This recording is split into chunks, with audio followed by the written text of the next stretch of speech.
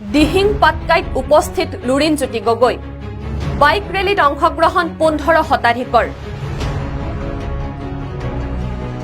আজি প্ৰথমবাৰৰ বাবে অসমৰ পূৰ্ব প্ৰান্ত তথা অসম অৰুণাচল সীমান্ত জাগুনৰ ঐতিহাসিক দিহিং পাটকাই উৎসৱস্থলীত উপস্থিত হ'ল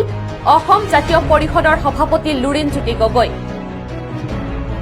পাটকাইত বিভিন্ন জনগোষ্ঠীৰ লোকে সম্বৰ্ধনা জনোৱাৰ লগতে পুষ্পবৃষ্টিৰে উষ্ম আদৰণি জনাই লুৰিণজ্যোতি গগৈ ইয়াৰ পিছতে পাটকাইৰ পৰা প্ৰায় 35 কিলোমিটাৰ পথ গাড়ী আৰু বাইক ৰেলীৰে যাত্ৰা কৰি মাৰ্ঘেৰিটাত উপস্থিত হয়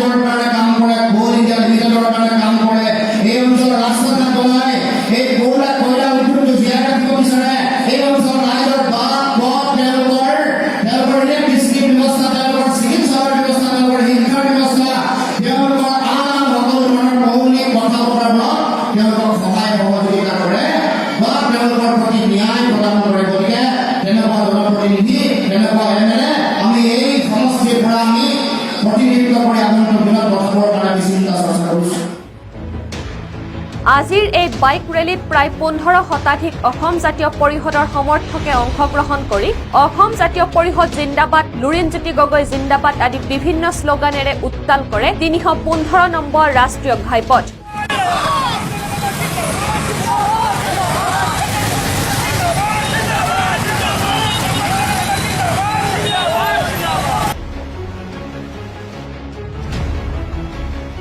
ব্যুৰো ৰিপৰ্ট এনি ভাৰত